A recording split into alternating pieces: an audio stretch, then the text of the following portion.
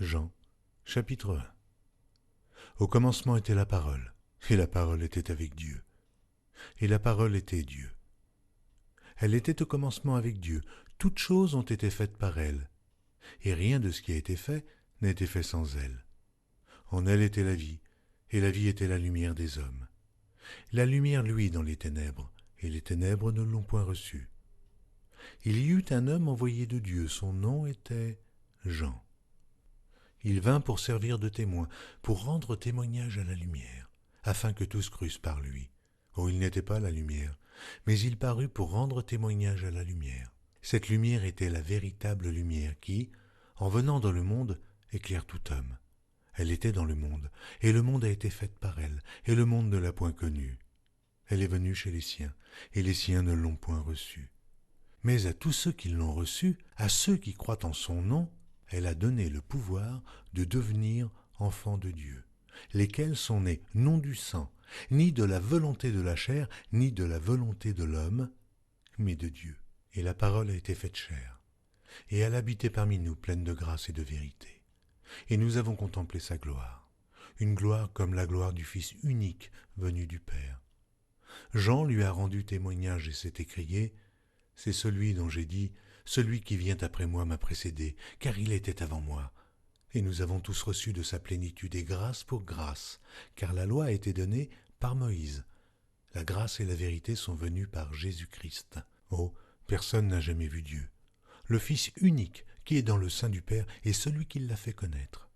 Voici le témoignage de Jean, lorsque les Juifs envoyèrent de Jérusalem des sacrificateurs et des Lévites pour lui demander « Et toi, qui es-tu » Il déclara, il ne le nia point, il déclara qu'il n'était pas le Christ. Ils lui demandèrent « Quoi donc?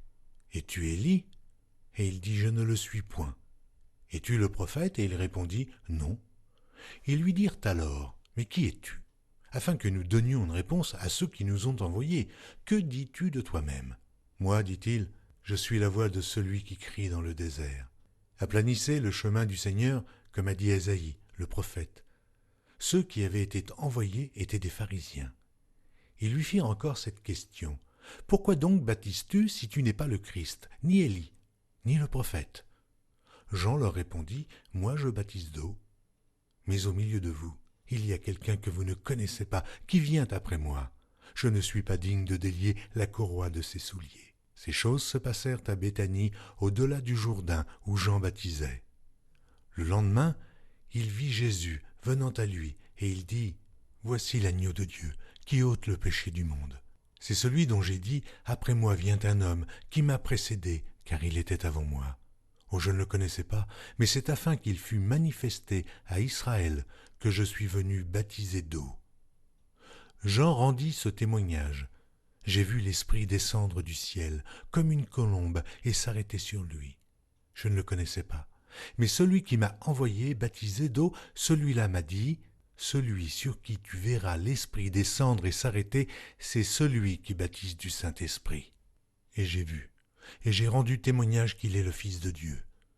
Le lendemain, Jean était encore là, avec 2 de ses disciples, et, ayant regardé Jésus qui passait, il dit, « Voilà l'agneau de Dieu. » Les 2 disciples l'entendirent prononcer ces paroles, et ils suivirent Jésus. Jésus se retourna, et voyant qu'ils le suivaient, il leur dit, « Que cherchez-vous » Ils lui répondirent, « Rabbi », ce qui signifie « Maître », où demeures-tu ? Venez, leur dit-il, et voyez. Ils allèrent et ils virent où il demeurait, et ils restèrent auprès de lui ce jour-là, c'était environ la 10e heure. André, frère de Simon-Pierre, était l'un des 2 qui avait entendu les paroles de Jean et qui avait suivi Jésus. Ce fut lui qui rencontra le premier son frère, Simon, et il lui dit « Nous avons trouvé le Messie », ce qui signifie Christ. Et il le conduisit vers Jésus. Jésus, l'ayant regardé, dit « Tu es Simon, fils de Jonas. Tu seras appelé Céphas, ce qui signifie Pierre. » Le lendemain, Jésus voulut se rendre en Galilée, où il rencontra Philippe, et il lui dit « Suis-moi ». Philippe était de Bethsaïda, de la ville d'André et de Pierre. Philippe rencontra Nathanaël et lui dit « Nous avons trouvé celui de qui Moïse a écrit dans la loi et dont les prophètes ont parlé, Jésus de Nazareth, fils de Joseph. Nathanaël lui dit, peut-il venir de Nazareth quelque chose de bon? Philippe lui répondit, viens et vois. Jésus, voyant venir à lui Nathanaël, dit de lui, voici vraiment un Israélite, dans lequel il n'y a point de fraude. D'où me connais-tu? Lui dit Nathanaël. Jésus lui répondit, avant que Philippe t'appelât quand tu étais sous le figuier, je t'ai vu. Nathanaël répondit et lui dit, Rabbi, tu es le Fils de Dieu, tu es le roi d'Israël. Jésus lui répondit, parce que je t'ai dit que je t'ai vu sous le figuier, tu crois? Tu verras de plus grandes choses que celles-ci. Et il lui dit, en vérité, vous verrez désormais le ciel ouvert et les anges de Dieu monter et descendre sur le Fils de l'homme. Jean, chapitre 2. 3 jours après, il y eut des noces à Cana en Galilée. La mère de Jésus était là, et Jésus fut aussi invité aux noces avec ses disciples. Le vin ayant manqué, la mère de Jésus lui dit, « Ils n'ont plus de vin. » Jésus lui répondit, « Femme, qu'y a-t-il entre moi et toi? Mon heure n'est pas encore venue. » Sa mère dit au serviteur, « Faites ce qu'il vous dira. » Or, il y avait là 6 vases de pierre destinés aux purifications des Juifs et contenant chacun 2 ou 3 mesures. Jésus leur dit, « Remplissez d'eau ces vases. » Et ils les remplirent jusqu'au bord. « Puisez maintenant, leur dit-il, et portez-en à l'ordonnateur du repas. » Et ils emportèrent. Quand l'ordonnateur du repas eut goûté l'eau changée en vin, ne sachant d'où venait ce vin, tandis que les serviteurs, qui avaient puisé l'eau, le savaient bien, il appela l'époux et lui dit, « Tout homme sert d'abord le bon vin, puis le moins bon, après qu'on s'est enivré. Toi, tu as gardé le bon vin jusqu'à présent. » Tel fut à Cana, en Galilée, le premier des miracles que fit Jésus. Il manifesta sa gloire et ses disciples crurent en lui. Après cela, il descendit à Capernaum avec sa mère, ses frères et ses disciples, et ils n'y demeurèrent que peu de jours. La Pâque des Juifs était proche, et Jésus monta à Jérusalem. Il trouva dans le temple les vendeurs de bœufs et de brebis, de pigeons et les changeurs assis. Ayant fait un fouet avec des cordes, il les chassa tous du temple, ainsi que les brebis et les bœufs, il dispersa la monnaie des changeurs et renversa les tables. Et il dit aux vendeurs de pigeons, « ôtez cela d'ici, ne faites pas de la maison de mon père une maison de trafic. » Ses disciples se souvinrent qu'il est écrit, « Le zèle de ta maison me dévore. » Les Juifs, prenant la parole, lui dirent, « Quel miracle nous montres-tu pour agir de la sorte ?» Jésus leur répondit, « Détruisez ce temple, et en 3 jours, je le relèverai. » Les Juifs dirent, « Il a fallu 46 ans pour bâtir ce temple, et toi, en 3 jours, tu le relèveras. » Mais il parlait du temple de son corps. C'est pourquoi, lorsqu'il fut ressuscité des morts, ses disciples se souvinrent qu'il avait dit cela, et ils crurent à l'Écriture et à la parole que Jésus avait dite. Pendant que Jésus était à Jérusalem à la fête de Pâques, plusieurs crurent en son nom, voyant les miracles qu'il faisait. Mais Jésus ne se fiait point à eux parce qu'il les connaissait tous, et parce qu'il n'avait pas besoin qu'on lui rendît témoignage d'aucun homme, car il savait lui-même ce qui était dans l'homme. Jean, chapitre 3. Mais il y eut un homme d'entre les pharisiens nommé Nicodème, un chef des Juifs, qui vint, lui, auprès de Jésus de nuit et lui dit, « Rabbi, nous savons que tu es un docteur venu de Dieu, car personne ne peut faire ces miracles que tu fais, si Dieu n'est avec lui. » Jésus lui répondit, « En vérité, je te le dis, si un homme ne naît de nouveau, il ne peut voir le royaume de Dieu. » Nicodème lui dit, « Comment un homme peut-il naître quand il est vieux? Peut-il rentrer dans le sein de sa mère et naître ?» Jésus répondit, « En vérité, je te le dis, si un homme ne naît d'eau et d'esprit, il ne peut entrer dans le royaume de Dieu. Ce qui est né de la chair est chair. Ce qui est né de l'esprit est esprit. Ne t'étonne pas que je t'ai dit, il faut que vous naissiez de nouveau. Le vent souffle où il veut, et tu en entends le bruit, mais tu ne sais d'où il vient, ni où il va. Il en est ainsi de tout homme qui est né de l'esprit. » Nicodème lui dit, « Comment cela peut-il se faire ?» Jésus lui répondit, « Tu es le docteur d'Israël et tu ne sais pas ces choses. Ah, en vérité, je te le dis, nous disons ce que nous savons, et nous rendons témoignage de ce que nous avons vu, et vous ne recevez pas notre témoignage. Et comme Moïse éleva le serpent dans le désert, il faut de même que le Fils de l'homme soit élevé, afin que quiconque croit en lui ait la vie éternelle.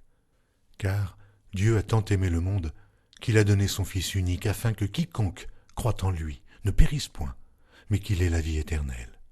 Dieu, en effet, n'a pas envoyé son Fils dans le monde pour qu'il juge le monde, mais pour que le monde soit sauvé par lui. Celui qui croit en lui n'est point jugé, mais celui qui ne croit pas est déjà jugé, parce qu'il n'a pas cru au nom du Fils unique de Dieu. Et ce jugement, c'est que, la lumière étant venue dans le monde, les hommes ont préféré les ténèbres à la lumière, parce que leurs œuvres étaient mauvaises. Car quiconque fait le mal est la lumière, et ne vient point à la lumière, de peur que ses œuvres ne soient dévoilées. Mais celui qui agit selon la vérité vient à la lumière, afin que ses œuvres soient manifestées, parce qu'elles sont faites en Dieu. Après cela, Jésus, accompagné de ses disciples, se rendit dans la terre de Judée, et là, il demeurait avec eux, et il baptisait. Jean aussi baptisait à Hénon, près de Salim, parce qu'il y avait là beaucoup d'eau, et on y venait pour être baptisé, car Jean n'avait pas encore été mis en prison. Or, il s'éleva de la part des disciples de Jean une dispute avec un juif touchant la purification. Ils vinrent trouver Jean et lui dirent « Rabbi, celui qui était avec toi au-delà du Jourdain, et à qui tu as rendu témoignage, voici, il baptise, et tous vont à lui. » Jean répondit « Un homme ne peut recevoir que ce qui lui a été donné du ciel. Vous-même m'êtes témoin que j'ai dit « Je ne suis pas le Christ, mais j'ai été envoyé devant lui. » Celui à qui appartient l'épouse, c'est l'époux. Mais l'ami de l'époux qui se tient là et qui l'entend éprouve une grande joie à cause de la voix de l'époux. Aussi, cette joie qui est la mienne est parfaite. Il faut qu'il croisse et que je diminue. Celui qui vient d'en haut est au-dessus de tous. Celui qui est de la terre est de la terre, et il parle comme étant de la terre. Celui qui vient du ciel est au-dessus de tous. Il rend témoignage de ce qu'il a vu et entendu, et personne ne reçoit son témoignage. Celui qui a reçu son témoignage a certifié que Dieu est vrai. Car celui que Dieu a envoyé dit les paroles de Dieu, parce que Dieu ne lui donne pas l'esprit avec mesure. Le Père aime le Fils, et il a remis toutes choses entre ses mains. Celui qui croit au Fils a la vie éternelle. Celui qui ne croit pas au Fils ne verra point la vie, mais la colère de Dieu demeure sur lui. Jean, chapitre 4. Le Seigneur sut que les pharisiens avaient appris qu'il faisait et baptisait plus de disciples que Jean. Toutefois, Jésus ne baptisait pas lui-même, mais c'étaient ses disciples. Alors il quitta la Judée et retourna en Galilée. Comme il fallait qu'il passât par la Samarie, il arriva dans une ville de Samarie nommée Sichar, près du champ que Jacob avait donné à Joseph, son fils. Là se trouvait le puits de Jacob. Jésus, fatigué du voyage, était assis au bord du puits. C'était environ la 6e heure. Une femme de Samarie vint puiser de l'eau. Jésus lui dit « Donne-moi à boire », car ses disciples étaient allés à la ville pour acheter des vivres. La femme samaritaine lui dit « Comment toi qui es juif, me demandes-tu à boire, à moi, qui suis une femme samaritaine ?» Les Juifs, en effet, n'ont pas de relation avec les Samaritains. Jésus lui répondit « Si tu connaissais le don de Dieu, et qui est celui qui te dit « Donne-moi à boire », tu lui aurais toi-même demandé à boire, et il t'aurait donné de l'eau vive. « Seigneur, lui dit la femme, tu n'as rien pour puiser, et le puits est profond. D'où aurais-tu donc cette eau vive ? Es-tu plus grand que notre père Jacob, qui nous a donné ce puits, et qui en a bu lui-même, ainsi que ses fils et ses troupeaux ?» Jésus lui répondit « Quiconque boit de cette eau aura encore soif. Mais celui qui boira de l'eau que je lui donnerai n'aura jamais soif. Et l'eau que je lui donnerai deviendra en lui une source d'eau qui jaillira jusque dans la vie éternelle. » La femme lui dit « Seigneur, donne-moi cette eau, afin que je n'aie plus soif, et que je ne vienne plus puiser ici. » « Va, lui dit Jésus, appelle ton mari, et viens ici. » La femme lui répondit « Je n'ai point de mari. » Jésus lui dit « Tu as eu raison de dire « Je n'ai point de mari », car tu as eu 5 maris, et celui que tu as maintenant n'est pas ton mari. En cela, tu as dit vrai. » « Seigneur, lui dit la femme, je vois que tu es prophète. Nos pères ont adoré sur cette montagne, et vous vous dites que le lieu où il faut adorer est à Jérusalem. » « Femme, lui dit Jésus, crois-moi, l'heure vient où ce ne sera ni sur cette montagne, ni à Jérusalem que vous adorerez le Père. Vous adorez ce que vous ne connaissez pas. Nous adorons ce que nous connaissons, car le salut vient des Juifs. Mais l'heure vient, et elle est déjà venue, où les vrais adorateurs adoreront le Père en esprit et en vérité, car ce sont là les adorateurs que le Père demande. Dieu est esprit, et il faut que ceux qui l'adorent en esprit et en vérité. La femme lui dit, « Je sais que le Messie doit venir, celui qu'on appelle Christ. Quand il sera venu, il nous annoncera toutes choses. » Jésus lui dit, « Je le suis, moi qui te parle. » Là-dessus arrivèrent ses disciples qui furent étonnés de ce qu'il parlait avec une femme.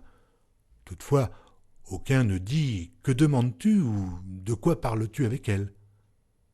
Alors la femme, ayant laissé sa cruche, s'en alla dans la ville et dit aux gens, « Venez voir un homme qui m'a tout dit ce que j'ai fait. Ne serait-ce point le Christ ?» Ils sortirent de la ville et ils vinrent vers lui. Pendant ce temps, les disciples le pressaient de manger, disant, « Rabbi, mange !» Mais il leur dit, « J'ai à manger une nourriture que vous ne connaissez pas. » Les disciples se disaient donc les uns aux autres, « Quelqu'un lui aurait-il apporté à manger ?» Jésus leur dit, « Ma nourriture est de faire la volonté de celui qui m'a envoyé et d'accomplir son œuvre. Ne dites-vous pas qu'il y a encore 4 mois jusqu'à la moisson ? Voici, je vous le dis, levez les yeux et regardez les champs qui déjà blanchissent pour la moisson.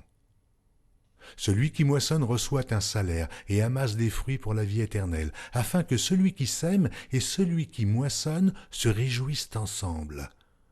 Car en ceci, ce qu'on dit est vrai. Autre est celui qui sème et autre celui qui moissonne. Je vous ai envoyé moissonner ce que vous n'avez pas travaillé. D'autres ont travaillé, et vous êtes rentrés dans leur travail. » Plusieurs Samaritains de cette ville crurent en Jésus à cause de cette déclaration formelle de la femme. « Il m'a dit tout ce que j'ai fait. » Aussi, quand les Samaritains vinrent le trouver, ils le prièrent de rester auprès d'eux, et il resta là 2 jours. Un beaucoup plus grand nombre crurent à cause de sa parole. Et il disait à la femme, « Ce n'est plus à cause de ce que tu nous as dit que nous croyons, car nous l'avons entendu nous-mêmes, et nous savons qu'il est vraiment le Sauveur du monde. » Après ces 2 jours, Jésus partit de là pour se rendre en Galilée, car il avait déclaré lui-même qu'un prophète n'est pas honoré dans sa propre patrie. Lorsqu'il arriva en Galilée, il fut bien reçu des Galiléens qui avaient vu tout ce qu'il avait fait à Jérusalem pendant la fête, car eux aussi étaient allés à la fête. Il retourna donc à Cana, en Galilée, où il avait changé l'eau en vin. Il y avait là à Capernaum un officier du roi dont le fils était malade. Ayant appris que Jésus était venu de Judée en Galilée, il alla vers lui et le pria de descendre et de guérir son fils, qui était près de mourir. Jésus lui dit, « Si vous ne voyez des miracles et des prodiges, vous ne croyez point. » L'officier du roi lui dit, « Seigneur, descends avant que mon enfant meure. » « Va, lui dit Jésus, ton fils vit. » Et cet homme crut à la parole que Jésus lui avait dite, et il s'en alla.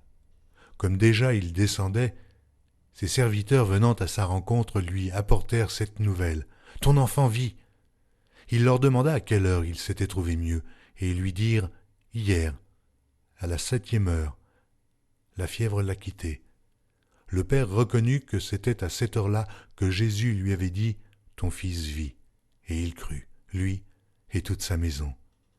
Jésus fit encore ce second miracle lorsqu'il fut venu de Judée en Galilée. Jean, chapitre 5. Après cela, il y eut une fête des Juifs, et Jésus monta à Jérusalem. Or, à Jérusalem, près de la porte des brebis, il y a une piscine qui s'appelle en hébreu Bethesda, et qui a 5 portiques. Sous ces portiques étaient couchés en grand nombre des malades, des aveugles, des boiteux, des paralytiques qui attendaient le mouvement de l'eau. Car un ange descendait de temps en temps dans la piscine et agitait l'eau. Et celui qui y descendait le premier, après que l'eau avait été agitée, était guéri, quelle que fût sa maladie. Là se trouvait un homme malade depuis 38 ans. Jésus, l'ayant vu coucher et sachant qu'il était malade depuis longtemps, lui dit « Veux-tu être guéri ?» Le malade lui répondit « Seigneur, je n'ai personne pour me jeter dans la piscine quand l'eau est agitée, et, pendant que j'y vais, un autre descend avant moi. Lève-toi, lui dit Jésus, prends ton lit et marche. » Aussitôt cet homme fut guéri, il prit son lit et marcha. C'était un jour de Shabbat. Les Juifs dirent donc à celui qui avait été guéri « C'est le Shabbat, et il ne t'est pas permis d'emporter ton lit. » Il leur répondit « Celui qui m'a guéri m'a dit « Prends ton lit et marche. » Ils lui demandèrent « Qui est l'homme qui t'a dit « Prends ton lit et marche ?» Mais celui qui avait été guéri ne savait pas qui c'était, car Jésus avait disparu de la foule qui était en ce lieu. Depuis, Jésus le trouva dans le temple et lui dit « Voici, tu as été guéri, ne pêche plus, de peur qu'il ne t'arrive quelque chose de pire. » Cet homme s'en alla et annonça aux Juifs que c'était Jésus qui l'avait guéri. C'est pourquoi les Juifs poursuivaient Jésus, parce qu'il faisait ces choses le jour du Shabbat. Mais Jésus leur répondit « Mon Père agit jusqu'à présent, moi aussi j'agis. » À cause de cela, les Juifs cherchaient encore plus à le faire mourir, non seulement parce qu'il violait le sabbat, mais parce qu'il appelait Dieu son propre Père, se faisant lui-même égal à Dieu. Jésus reprit donc la parole et leur dit « En vérité, je vous le dis, le Fils ne peut rien faire de lui-même, il ne fait que ce qu'il voit faire au Père. Et tout ce que le Père fait, le Fils aussi le fait pareillement. Car le Père aime le Fils et lui montre tout ce qu'il fait, et il lui montrera des œuvres plus grandes que celles-ci, afin que vous soyez dans l'étonnement. Car, comme le Père ressuscite les morts et donne la vie, ainsi le Fils donne la vie à qui il veut. Le Père ne juge personne, mais il a remis tout jugement au Fils, afin que tous honorent le Fils comme ils honorent le Père. Celui qui n'honore pas le Fils n'honore pas le Père qui l'a envoyé. En vérité, je vous le dis, celui qui écoute ma parole et qui croit à celui qui m'a envoyé a la vie éternelle, et ne vient point en jugement, mais il est passé de la mort à la vie. En vérité, je vous le dis, l'heure vient, et elle est déjà venue où les morts entendront la voix du Fils de Dieu, et ceux qui l'auront entendu vivront. Car comme le Père a en lui-même la vie, il a donné au Fils d'avoir la vie en lui-même. Et il lui a donné le pouvoir de juger parce qu'il est le Fils de l'homme.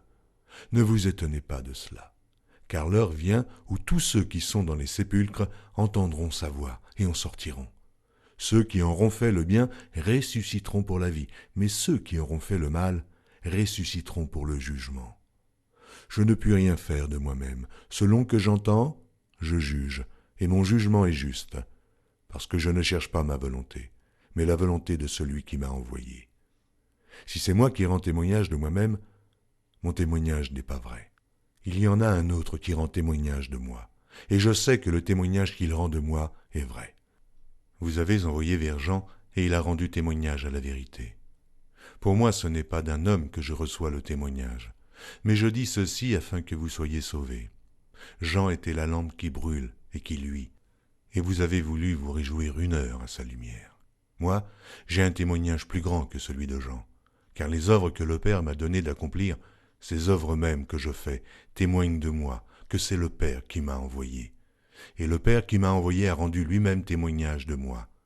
Vous n'avez jamais entendu sa voix, et vous n'avez point vu sa face, et sa parole ne demeure point en vous, parce que vous ne croyez pas à celui qui l'a envoyé.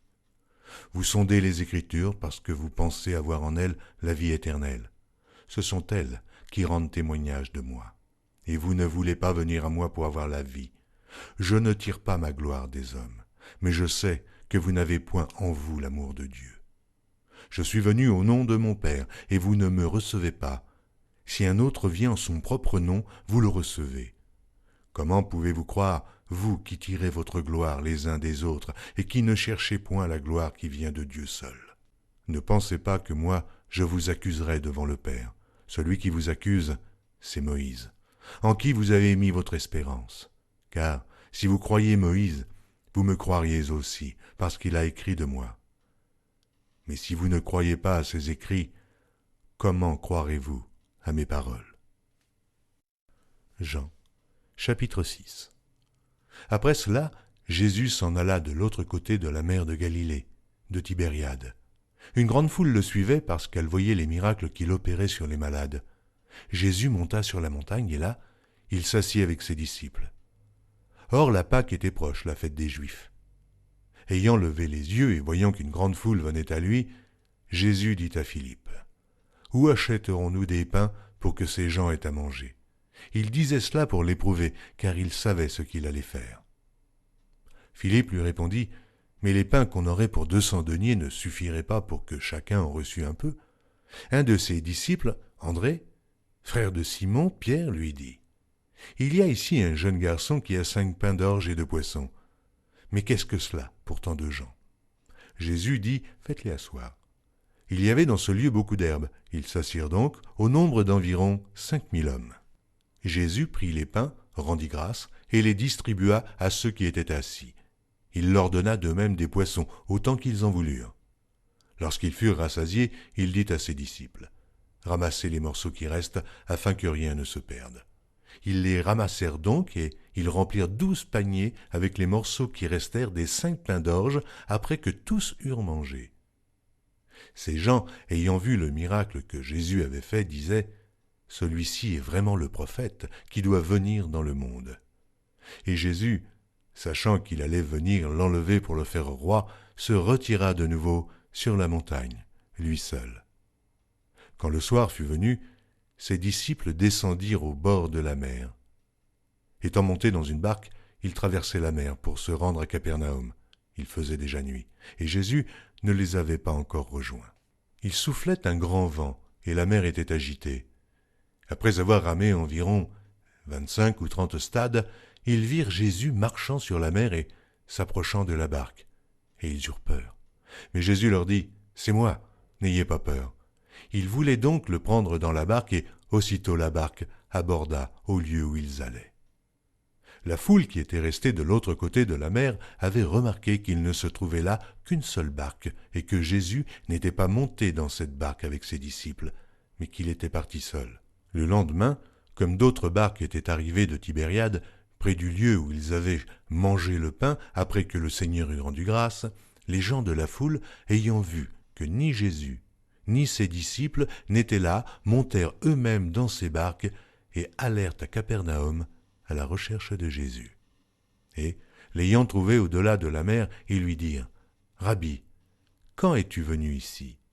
Jésus leur répondit, « En vérité, je vous le dis, vous me cherchez non parce que vous avez vu des miracles, mais parce que vous avez mangé des pains et que vous avez été rassasiés.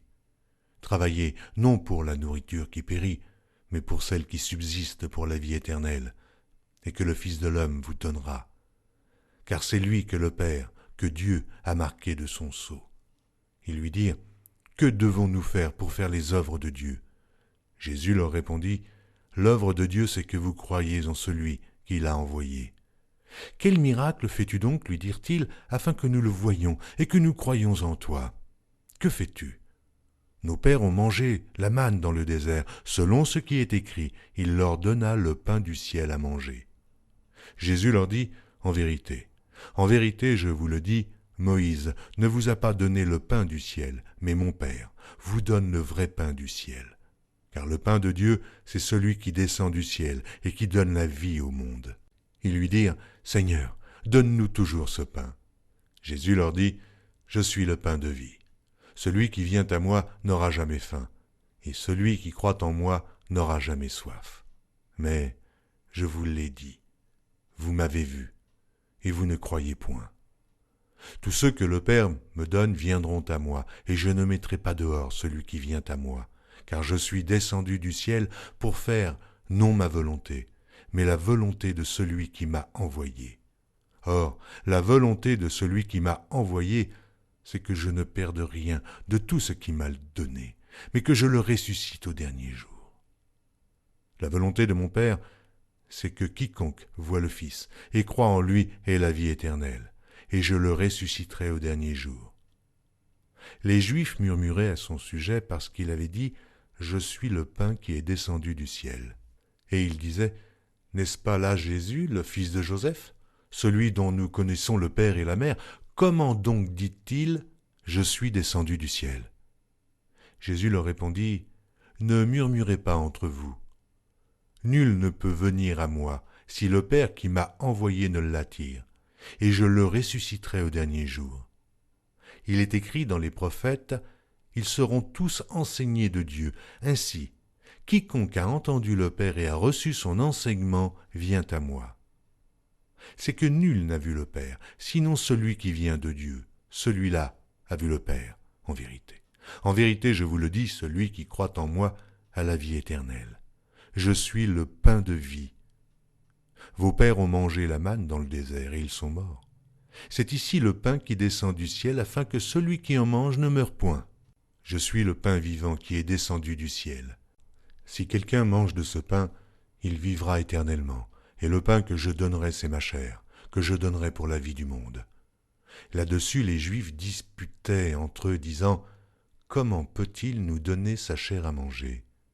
Jésus leur dit « En vérité, je vous le dis, si vous ne mangez la chair du Fils de l'homme, et si vous ne buvez son sang, vous n'avez point la vie en vous-même. Celui qui mange ma chair et qui boit mon sang a la vie éternelle, et je le ressusciterai au dernier jour. Car ma chair est vraiment une nourriture, et mon sang vraiment un breuvage. Celui qui mange ma chair et qui boit mon sang demeure en moi, et je demeure en lui. Comme le Père qui est vivant m'a envoyé et que je vis par le Père, ainsi celui qui me mange vivra par moi. Car c'est ici le pain qui est descendu du ciel. Il n'en est pas comme de vos pères qui ont mangé la manne et qui sont morts. Celui qui mange ce pain vivra éternellement. » Jésus dit ces choses dans la synagogue, enseignant à Capernaum. Plusieurs de ses disciples, après l'avoir entendu, dirent « Cette parole est dure, qui peut l'écouter ?» Jésus, sachant en lui-même que ses disciples murmuraient à ce sujet, leur dit « Cela vous scandalise-t-il ? Et si vous voyez le Fils de l'homme monter où il était auparavant? C'est l'Esprit qui vivifie, la chair ne sert de rien. Les paroles que je vous ai dites sont esprit et vie. Mais il en est parmi vous quelques-uns qui ne croient point. » Car Jésus savait dès le commencement qui étaient ceux qui ne croiraient point, et qui était celui qui le livrerait. Et il ajouta, « C'est pourquoi je vous ai dit que nul ne peut venir à moi si cela ne lui a été donné par le Père. » Dès ce moment, plusieurs de ses disciples se retirèrent, et ils n'allaient plus avec lui. Jésus donc dit aux 12, « Et vous, ne voulez-vous pas aussi vous en aller ?» Simon-Pierre lui répondit, « Seigneur, à qui irions-nous? Tu as les paroles de la vie éternelle. Et nous avons cru. Et nous avons connu que tu es le Christ, le Saint de Dieu. » Jésus leur répondit, « N'est-ce pas moi qui vous ai choisis, vous, les 12? Et l'un de vous est un démon. » Il parlait de Judas Iscario, fils de Simon, car c'était lui qui devait le livrer, lui, l'un des 12. Jean, chapitre 7. Après cela, Jésus parcourait la Galilée, car il ne voulait pas séjourner en Judée, parce que les Juifs cherchaient à le faire mourir. Or, la fête des Juifs, la fête des tabernacles, était proche. Et ses frères lui dirent, « Pars d'ici, et va en Judée afin que tes disciples voient aussi les œuvres que tu fais. Personne n'agit en secret lorsqu'il désire paraître.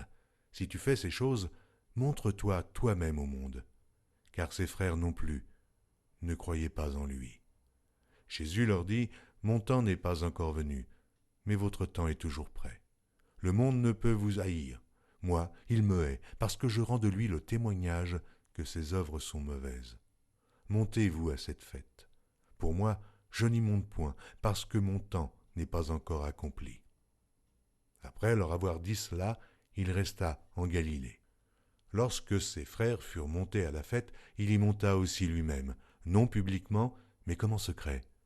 Les Juifs le cherchaient pendant la fête et disaient « Mais où est-il » Il y avait dans la foule grande rumeur à son sujet. Les uns disaient « C'est un homme de bien », d'autres disaient « Non, il égare la multitude ». Personne toutefois ne parlait librement de lui par crainte des Juifs. Vers le milieu de la fête, Jésus monta au temple et il enseignait. Les Juifs s'étonnaient, disant « Comment connaît-il les Écritures, lui qui n'a point étudié ?» Jésus leur répondit « Ma doctrine n'est pas de moi, mais de celui qui m'a envoyé. Si quelqu'un veut faire sa volonté, il connaîtra si ma doctrine est de Dieu, ou si je parle de mon chef. Celui qui parle de son chef cherche sa propre gloire, mais celui qui cherche la gloire de celui qui l'a envoyé, celui-là est vrai, et il n'y a point d'injustice en lui. Moïse ne vous a-t-il pas donné la loi, et nul de vous n'observe la loi? Pourquoi cherchez-vous à me faire mourir ?» La foule répondit « Tu as un démon. Qu'est-ce qui cherche à te faire mourir ?» Jésus leur répondit « J'ai fait une œuvre, et vous en êtes tous étonnés. Moïse vous a donné la circoncision, non qu'elle vienne de Moïse, car elle vient des patriarches. Si vous circoncisez un homme le jour du Shabbat, si un homme reçoit la circoncision le jour du Shabbat, afin que la loi de Moïse ne soit pas violée, pourquoi vous irritez-vous contre moi de ce que j'ai guéri un homme tout entier le jour du Shabbat? Ne jugez pas selon l'apparence, mais jugez selon la justice. » Quelques habitants de Jérusalem disaient « N'est-ce pas là celui qu'il cherche à faire mourir? Et voici, il parle librement, et ils ne lui disent rien. Est-ce que vraiment les chefs auraient reconnu qu'il est le Christ? Cependant, celui-ci, nous savons d'où il est, mais le Christ, quand il viendra, personne ne saura d'où il est. » Et Jésus, enseignant dans le temple, s'écria « Vous me connaissez, et vous savez d'où je suis. Je ne suis pas venu de moi-même, mais celui qui m'a envoyé est vrai, et vous ne le connaissez pas. Moi, je le connais, car je viens de lui, et c'est lui qui m'a envoyé. » Il cherchait donc à se saisir de lui, et personne ne mit la main sur lui, parce que son heure n'était pas encore venue. Plusieurs parmi la foule crurent en lui, et ils disaient « Le Christ, quand il viendra, fera-t-il plus de miracles que n'en fait celui-ci » Les pharisiens entendirent la foule murmurant de lui ces choses, alors les principaux sacrificateurs et les pharisiens envoyèrent des huissiers pour le saisir. Jésus dit « Je suis encore avec vous pour un peu de temps, puis je m'en vais vers celui qui m'a envoyé. Vous me chercherez et vous ne me trouverez pas, et vous ne pourrez venir où je serai. » Sur quoi les Juifs dirent entre eux « Où ira-t-il, que nous ne le trouvions pas? Ira-t-il parmi ceux qui sont dispersés chez les Grecs et enseignera-t-il les Grecs? Que signifie cette parole qu'il a dite? Vous me chercherez et vous ne me trouverez pas, et vous ne pouvez venir où je serai. » Le dernier jour, le grand jour de la fête, Jésus, se tenant debout, s'écria « Si quelqu'un a soif, qu'il vienne à moi, et qu'il boive. Celui qui croit en moi, des fleuves d'eau vive couleront de son sein, comme dit l'Écriture. » Il dit cela de l'Esprit qui devait recevoir ceux qui croiraient en lui, car l'Esprit n'était pas encore parce que Jésus n'avait pas encore été glorifié.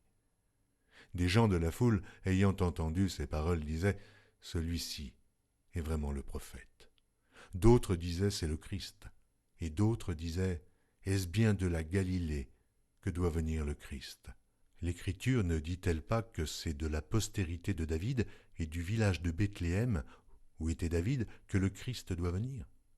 Il y eut donc à cause de lui division parmi la foule. Quelques-uns d'entre eux voulaient le saisir, mais personne ne mit la main sur lui. Aussi, les huissiers retournèrent vers les principaux sacrificateurs et les pharisiens, et ceux-ci leur dirent « Pourquoi ne l'avez-vous pas amené ?» Les huissiers répondirent « Jamais homme n'a parlé comme cet homme. » Les pharisiens leur répliquèrent « Est-ce que vous aussi, vous avez été séduits?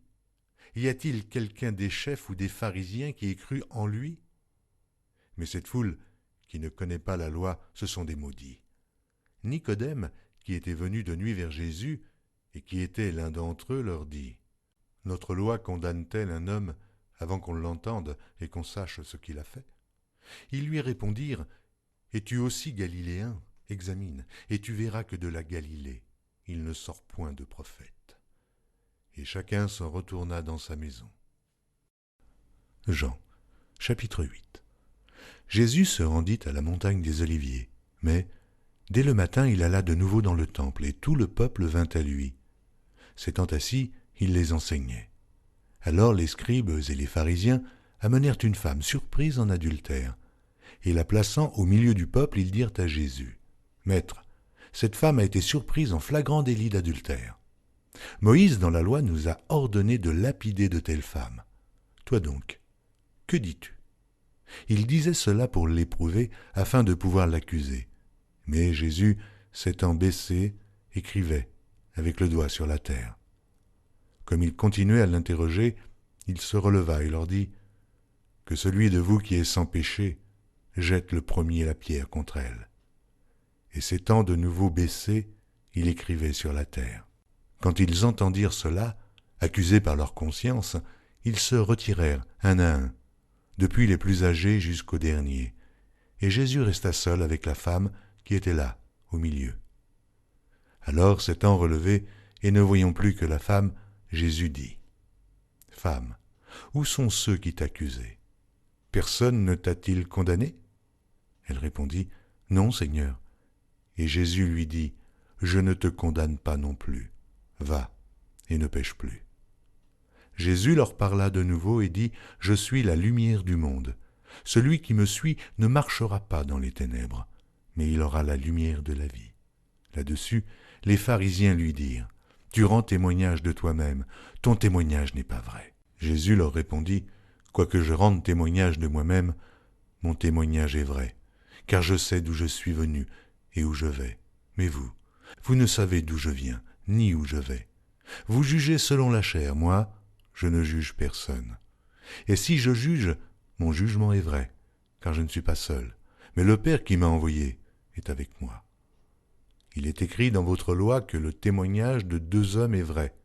Je rends témoignage de moi-même, et le Père qui m'a envoyé rend témoignage de moi. » Ils lui dirent donc, « Où est ton Père » Jésus répondit, « Vous ne connaissez ni moi, ni mon Père. Si vous me connaissiez, vous connaîtriez aussi mon Père. » Jésus dit ces paroles, enseignant dans le temple, au lieu où était le trésor, et personne ne le saisit parce que son heure n'était pas encore venue. Jésus leur dit encore, « Je m'en vais, et vous me chercherez, et vous mourrez dans votre péché, vous ne pouvez venir où je vais. » Sur quoi les Juifs dirent, « Se tuera-t-il lui-même, puisqu'il dit, vous ne pouvez venir où je vais ?» Et il leur dit, « Vous êtes d'en bas, moi j'en suis d'en haut. Vous êtes de ce monde, moi je ne suis pas de ce monde. C'est pourquoi je vous ai dit que vous mourrez dans vos péchés, car si vous ne croyez pas ce que je suis, vous mourrez dans vos péchés.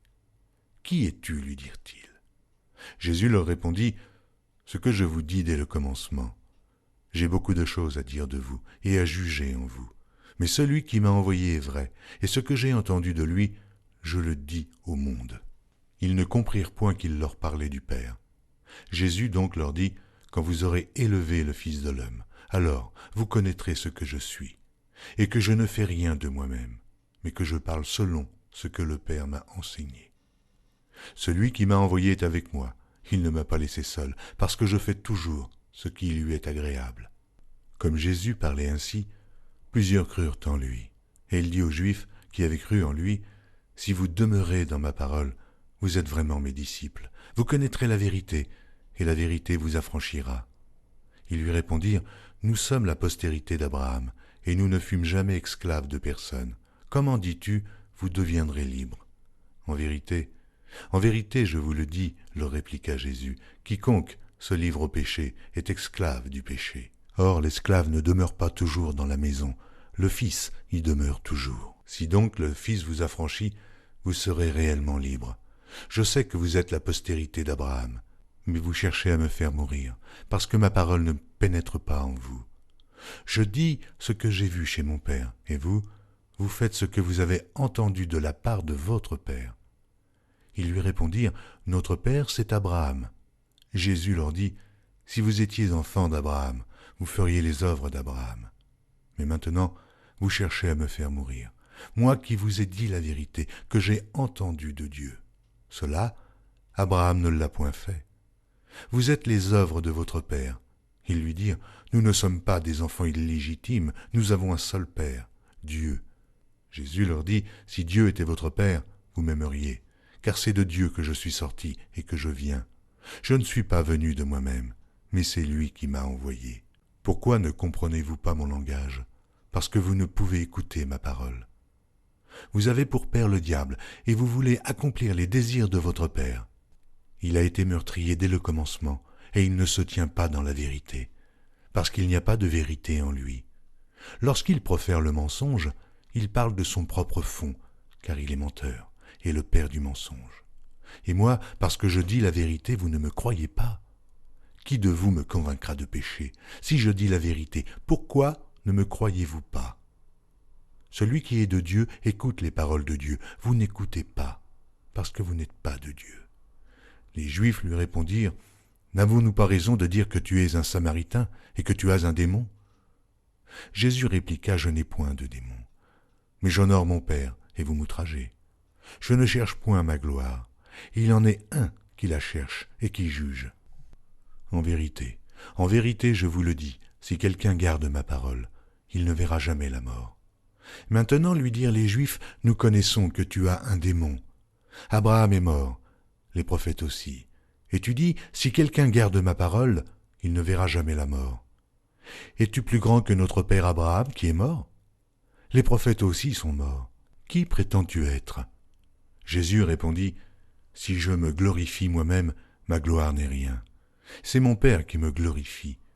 Lui, que vous dites être votre Dieu, et que vous ne connaissez pas. Pour moi je le connais. Et si je disais que je ne le connais pas, je serais semblable à vous, un menteur. Mais je le connais, et je garde sa parole. Abraham, votre père, a tressailli de joie de ce qu'il verrait mon jour. Il l'a vu, et il s'est réjoui. Les Juifs lui dirent, « Tu n'as pas encore 50 ans, et tu as vu Abraham. » Jésus leur dit, « En vérité, je vous le dis, avant qu'Abraham fût, je suis. » Là-dessus, ils prirent des pierres pour les jeter contre lui, mais Jésus se cacha, et il sortit du temple. Jean, chapitre 9. Jésus vit en passant un homme aveugle de naissance.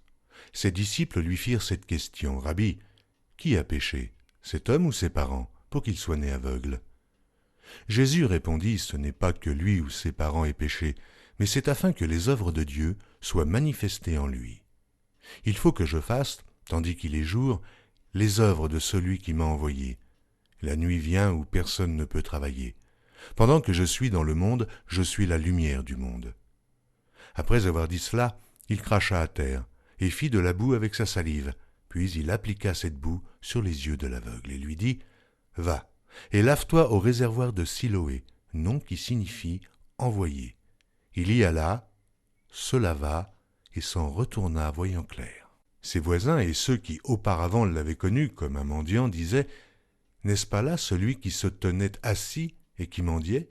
Les uns disaient, « C'est lui », d'autres disaient, « Non, mais il lui ressemble. » Et lui-même disait, « C'est moi. » Ils lui dirent donc, « Comment tes yeux ont-ils été ouverts ?» Il répondit, « L'homme qu'on appelle Jésus a fait de la boue, a oint mes yeux et m'a dit, « Va au réservoir de Siloé et lave-toi. » J'y suis allé, je me suis lavé, et j'ai recouvré la vue. Ils lui dirent, « Mais où est cet homme ?» Il répondit, « Je ne sais. » Ils menèrent vers les pharisiens celui qui avait été aveugle.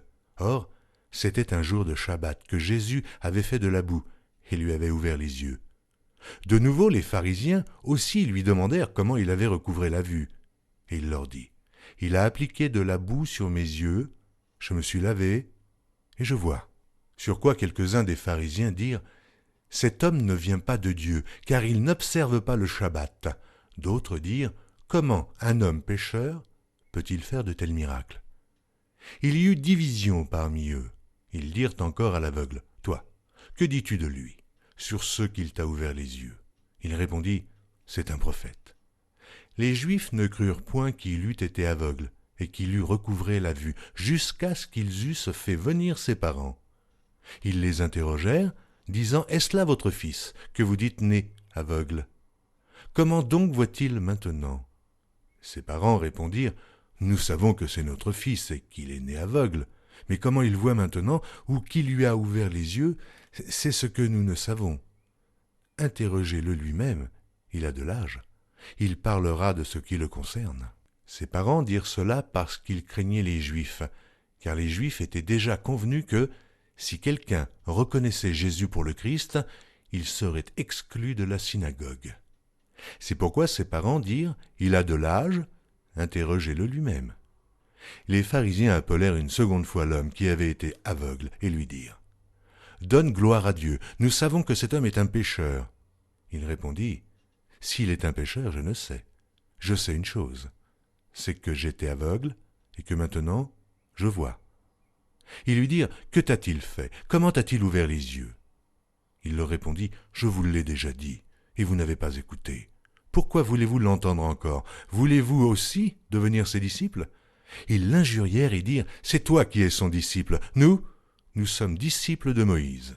Nous savons que Dieu a parlé à Moïse, mais celui-ci, nous ne savons d'où il est. » Cet homme leur répondit « Il est étonnant que vous ne sachiez d'où il est, et cependant il m'a ouvert les yeux. Nous savons que Dieu n'exauce point les pécheurs, mais si quelqu'un l'honore et fait sa volonté, c'est celui-là qui l'exauce. Jamais on n'a entendu dire que quelqu'un ait ouvert les yeux d'un aveugle-né.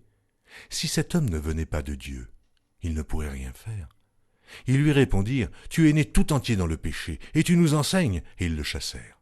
Jésus apprit qu'ils l'avaient chassé, et, l'ayant rencontré, il lui dit « Crois-tu au Fils de Dieu ?» Il répondit « Et qui est-il, Seigneur, afin que je croie en lui ?» « Tu l'as vu, lui dit Jésus, et celui qui te parle, c'est lui. » Et il dit « Je crois, Seigneur » et il se prosterna devant lui. Puis Jésus dit « Je suis venu dans ce monde pour un jugement, pour que ceux qui ne voient point voient, et que ceux qui voient deviennent aveugles. » Quelques pharisiens qui étaient avec lui, ayant entendu ces paroles, lui dirent « Nous aussi, sommes-nous aveugles ?» Jésus leur répondit « Si vous étiez aveugles, vous n'auriez pas de péché. Mais maintenant vous dites « Nous voyons », et c'est pour cela que votre péché subsiste. » Jean, chapitre 10. En vérité, je vous le dis, celui qui n'entre pas par la porte dans la bergerie, mais qui y monte par ailleurs, est un voleur et un brigand. Mais celui qui entre par la porte est le berger des brebis. Le portier lui ouvre, et les brebis entendent sa voix. Il appelle par leur nom les brebis qui lui appartiennent, et il les conduit dehors. Lorsqu'il a fait sortir toutes ses propres brebis, il marche devant elles, et les brebis le suivent, parce qu'elles connaissent sa voix. Elles ne suivront point un étranger, mais elles fuiront loin de lui, parce qu'elles ne connaissent pas la voix des étrangers. Jésus leur dit cette parabole, mais ils ne comprirent pas de quoi il leur parlait. Jésus leur dit encore en vérité, je vous le dis, je suis la porte des brebis. Tous ceux qui sont venus avant moi sont des voleurs et des brigands, mais les brebis ne les ont point écoutés. Je suis la porte. Si quelqu'un entre par moi, il sera sauvé. Il entrera et il sortira, et il trouvera des pâturages. Le voleur ne vient que pour dérober, égorger et détruire. Moi, je suis venu afin que les brebis aient la vie et qu'elles soient dans l'abondance. Je suis le bon berger. Le bon berger donne sa vie pour ses brebis. Mais le mercenaire, qui n'est pas le berger et à qui n'appartiennent pas les brebis, voit venir le loup, abandonne les brebis et prend la fuite, et le loup les ravit et les disperse. Le mercenaire s'enfuit parce qu'il est mercenaire et qu'il ne se met point en peine des brebis. Je suis le bon berger. Je connais mes brebis, et elles me connaissent, comme le Père me connaît et comme je connais le Père, et je donne ma vie pour mes brebis. J'ai encore d'autres brebis qui ne sont pas de cette bergerie. Celles-là, il faut que je les amène, elles entendront ma voix, et il y aura un seul troupeau et un seul berger. Le Père m'aime parce que je donne ma vie afin de la reprendre. Personne ne me l'ôte, mais je la donne de moi-même. J'ai le pouvoir de la donner, et j'ai le pouvoir de la reprendre. Tel est l'ordre que j'ai reçu de mon Père. Il y eut de nouveau, à cause de ces paroles, division parmi les Juifs. Plusieurs d'entre eux disaient « Il a un démon, il est fou. Pourquoi l'écoutez-vous » D'autres disaient « Ce ne sont pas les paroles d'un démoniaque. Un démon peut-il ouvrir les yeux des aveugles ?» On célébrait à Jérusalem la fête de la dédicace. C'était l'hiver. Et Jésus se promenait dans le temple, sous le portique de Salomon. Les Juifs l'entourèrent et lui dirent « Jusque à quand tiendras-tu nos esprits en suspens? Si tu es le Christ, dis-le-nous, franchement. » Jésus leur dit « Je vous l'ai dit, et vous ne croyez pas. Les œuvres que je fais au nom de mon Père rendent témoignage de moi. Mais vous ne me croyez pas. parce que vous n'êtes pas de mes brebis. Mes brebis entendent ma voix, je les connais, et elles me suivent. Je donne la vie éternelle, et elles ne périront jamais, et personne ne les ravira de ma main. Mon Père qui me les a donnés est plus grand que tous, et personne ne peut les ravir de la main de mon Père. Moi et le Père, nous sommes un. Alors les Juifs prirent de nouveau des pierres pour le lapider. Jésus leur dit, « Je vous ai fait voir plusieurs bonnes œuvres venant de mon Père. Et pour laquelle me lapidez-vous » Les Juifs répondirent, « Ce n'est point pour une bonne œuvre que nous te lapidons, mais pour un blasphème, et parce que toi, qui es homme, tu te fais Dieu. » Jésus leur répondit, « N'est-il pas écrit dans votre loi, j'ai dit, vous êtes des dieux ?» Si elle a appelé Dieu ceux à qui la parole de Dieu a été adressée, et si l'Écriture ne peut être anéantie, celui que le Père a sanctifié et envoyé dans le monde, vous lui dites, tu blasphèmes. Et cela parce que j'ai dit, je suis le Fils de Dieu. Si je ne fais pas les œuvres de mon Père, ne me croyez pas. Mais si je les fais quand même, vous ne me croyez point. Croyez à ces œuvres, afin que vous sachiez et reconnaissiez que le Père est en moi et que je suis dans le Père. Là-dessus, ils cherchèrent encore à le saisir, mais il s'échappa de leurs mains. Jésus s'en alla de nouveau au-delà du Jourdain, dans le lieu où Jean avait d'abord baptisé, et il y demeura.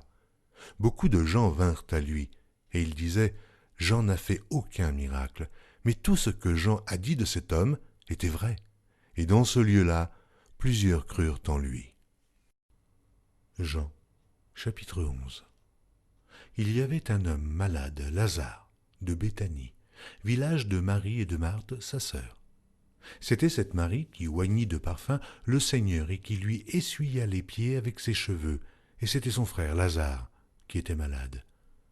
Les sœurs envoyèrent dire à Jésus, « Seigneur, voici celui que tu aimes est malade. » Après avoir entendu cela, Jésus dit, « Cette maladie n'est point à la mort, mais elle est pour la gloire de Dieu, afin que le Fils de Dieu soit glorifié par elle. » Or Jésus aimait Marthe, et sa sœur, et Lazare. Lors donc qu'il eut appris que Lazare était malade, il resta 2 jours encore dans le lieu où il était, et il dit ensuite aux disciples, « Retournons en Judée. » Les disciples lui dirent, « Rabbi, les Juifs tout récemment cherchaient à te lapider, et tu retournes en Judée. » Jésus répondit, « N'y a-t-il pas 12 heures au jour? Si quelqu'un marche pendant le jour, il ne bronche point, parce qu'il voit la lumière de ce monde. Mais si quelqu'un marche pendant la nuit, il bronche, parce que la lumière n'est pas en lui. » Après ces paroles, il leur dit, « Lazare, notre ami, dort, mais je vais le réveiller. » Les disciples lui dirent, « Seigneur, s'il dort, il sera guéri. » Jésus avait parlé de sa mort, mais ils crurent qu'il parlait de l'assoupissement du sommeil. Alors Jésus leur dit ouvertement, « Lazare est mort. Et à cause de vous, afin que vous croyiez, je me réjouis de ce que je n'étais pas là. Mais allons vers lui. » Sur quoi Thomas, appelé Didyme, dit aux autres disciples, « Allons aussi, afin de mourir avec lui. » Jésus, étant arrivé là, trouva que Lazare était déjà depuis 4 jours dans le sépulcre. Et, comme Béthanie était près de Jérusalem, à 15 stades environ, beaucoup de Juifs étaient venus vers Marthe et Marie pour les consoler de la mort de leur frère. Lorsque Marthe apprit que Jésus arrivait, elle alla au-devant de lui, tandis que Marie se tenait assise à la maison. Marthe dit à Jésus, « Seigneur, si tu eusses été ici, mon frère ne serait pas mort. Mais maintenant même, je sais que tout ce que tu demanderas à Dieu, Dieu te l'accordera. » Jésus lui dit, « Ton frère ressuscitera. » « Je sais, lui répondit Marthe, qu'il ressuscitera à la résurrection au dernier jour. » Jésus lui dit, « Je suis la résurrection et la vie. Celui qui croit en moi vivra quand même il serait mort. Et quiconque vit et croit en moi ne mourra jamais. Crois-tu cela ?» Elle lui dit, « Oui, Seigneur, je le crois. Je crois que tu es le Christ, le Fils de Dieu, qui devait venir dans le monde. » Ayant ainsi parlé, elle s'en alla. Puis elle appela secrètement Marie, sa sœur, et lui dit, « Le Maître est ici, et il te demande. » Dès que Marie eut entendu, elle se leva promptement et alla vers lui, car Jésus n'était pas encore entré dans le village, mais il était dans le lieu où Marthe l'avait rencontré. Les Juifs qui étaient avec Marie dans la maison et qui la consolaient, l'ayant vue se lever promptement et sortir, la suivirent, disant « Elle va au sépulcre pour y pleurer ». Lorsque Marie fut arrivée, là où était Jésus, et qu'elle le vit, elle tomba à ses pieds et lui dit « Seigneur, si tu eusses été ici, mon frère ne serait pas mort. » Jésus, la voyant pleurer, elle et les Juifs qui étaient venus avec elle, frémit en son esprit et fut tout ému. Et il dit « Où l'avez-vous mis ?» « Seigneur, lui répondirent-ils, viens et vois. » Jésus pleura, sur quoi les Juifs dirent « Voyez comme il l'aimait. » Et quelques-uns d'entre eux dirent « Lui qui a ouvert les yeux de l'aveugle, ne pouvait-il pas faire aussi que cet homme ne mourût point ?» Jésus, frémissant de nouveau en lui-même, se rendit au sépulcre. C'était une grotte, et une pierre était placée devant. Jésus dit « ôtez la pierre. » Marthe, la sœur du mort, lui dit « Seigneur, il sent déjà, car il y a 4 jours qu'il est là. » Jésus lui dit « Ne t'ai-je pas dit que, si tu crois, tu verras la gloire de Dieu ?» Ils ôtèrent donc la pierre, et Jésus leva les yeux en haut et dit « Père, je te rends grâce de ce que tu m'as exaucé. Pour moi, je savais que tu m'exauces toujours, mais j'ai parlé à cause de la foule qui m'entoure, afin qu'ils croient que c'est toi qui m'as envoyé. » Ayant dit cela, il cria d'une voix forte, « Lazare, sors !» Et le mort sortit, les pieds et les mains liés de bandes, et le visage enveloppé d'un linge. Jésus leur dit, « Déliez-le, et laissez-le aller. » Plusieurs des Juifs qui étaient venus vers Marie et qui virent ce que fit Jésus, crurent en lui. Mais quelques-uns d'entre eux allèrent trouver les pharisiens et leur dirent ce que Jésus avait fait. Alors, les principaux sacrificateurs et les pharisiens assemblèrent le Sanhédrin et dirent « Que ferons-nous ? Car cet homme fait beaucoup de miracles. Si nous le laissons faire, tous croiront en lui, et les Romains viendront détruire et notre ville et notre nation. » L'un d'eux, Caïphe, qui était souverain sacrificateur cette année-là, leur dit « Vous n'y entendez rien. Vous ne réfléchissez pas qu'il est dans votre intérêt qu'un seul homme meure pour le peuple et que la nation entière ne périsse pas. » Or, il ne dit pas cela de lui-même. Mais étant souverain sacrificateur cette année-là, il prophétisa que Jésus devait mourir pour la nation. Et ce n'était pas pour la nation seulement. C'était aussi afin de réunir en un seul corps les enfants de Dieu dispersés. Dès ce jour, ils résolurent de le faire mourir. C'est pourquoi Jésus ne se montra plus ouvertement parmi les Juifs, mais il se retira dans la contrée voisine du désert, dans une ville appelée Éphraïm, et là, il demeurait avec ses disciples. La Pâque des Juifs était proche, et beaucoup de gens du pays montèrent à Jérusalem avant la Pâque pour se purifier. Ils cherchaient Jésus, et ils se disaient les uns aux autres dans le temple, « Que vous en semble ? Ne viendra-t-il pas à la fête ?» Or les principaux sacrificateurs et les pharisiens avaient donné l'ordre que, si quelqu'un savait où il était, il le déclarât, afin qu'on se saisît de lui. Jean, chapitre 12. 6 jours avant la Pâque, Jésus arriva à Béthanie, où était Lazare, qu'il avait ressuscité des morts. Là, on lui fit un souper. Marthe servait, et Lazare était un de ceux qui se trouvaient à table avec lui. Marie, ayant pris une livre d'un parfum de nard pur de grand prix, oignit les pieds de Jésus, et elle lui essuya les pieds avec ses cheveux, et la maison fut remplie de l'odeur du parfum. Un de ses disciples, Judas Iscario, fils de Simon, celui qui devait le livrer, dit « Pourquoi n'a-t-on pas vendu ce parfum 300 deniers pour les donner aux pauvres ?» Il disait cela, non qu'il se mît en peine des pauvres, mais parce qu'il était voleur, et que, tenant la bourse, il prenait ce qu'on y mettait.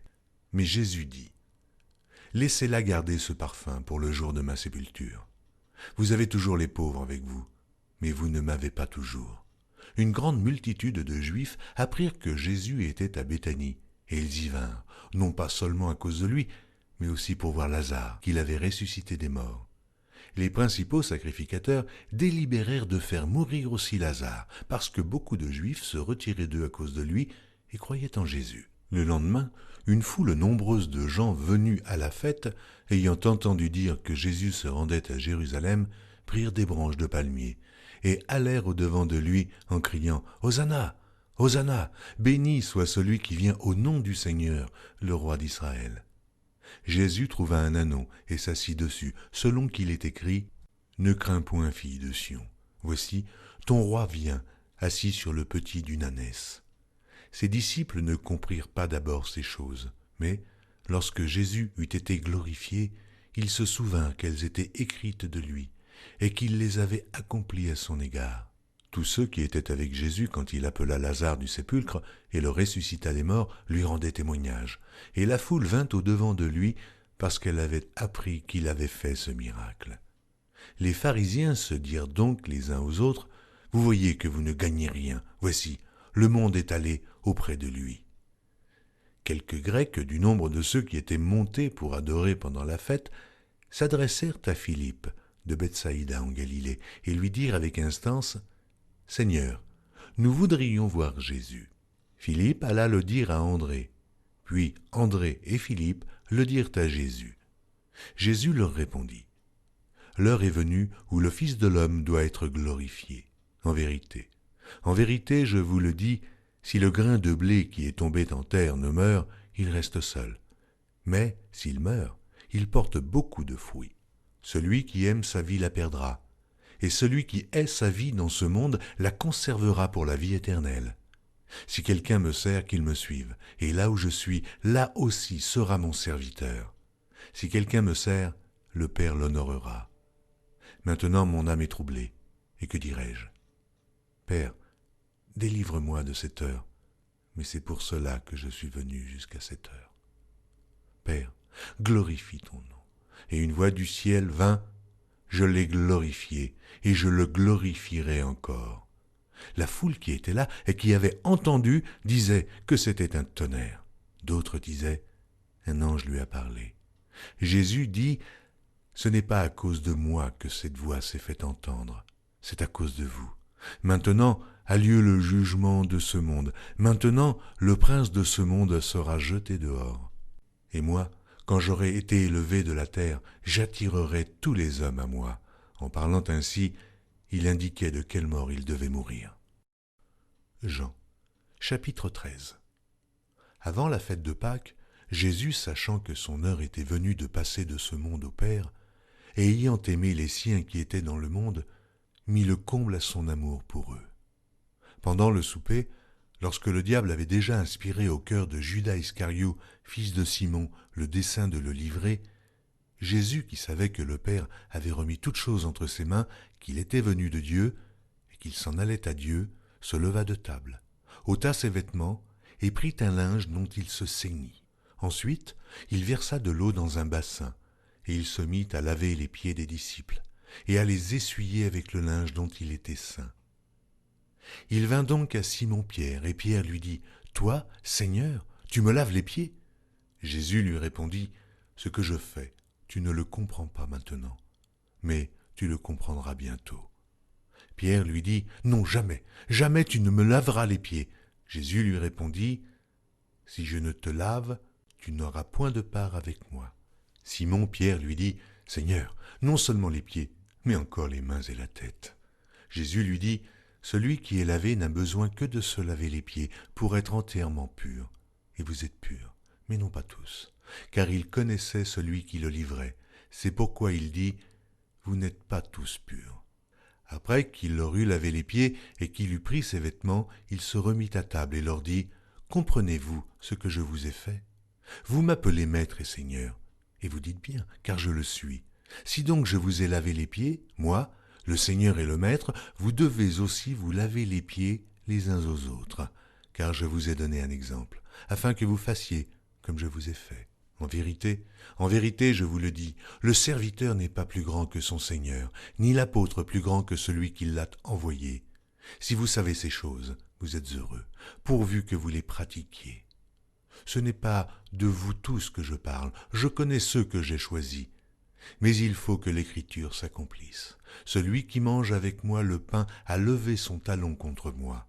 Dès à présent, je vous le dis, avant que la chose arrive, afin que, lorsqu'elle arrivera, vous croyiez à ce que je suis.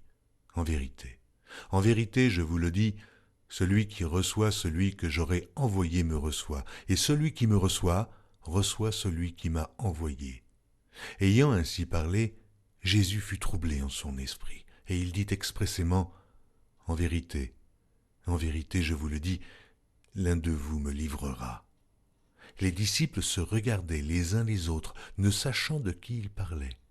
Un des disciples, celui que Jésus aimait, était couché sur le sein de Jésus.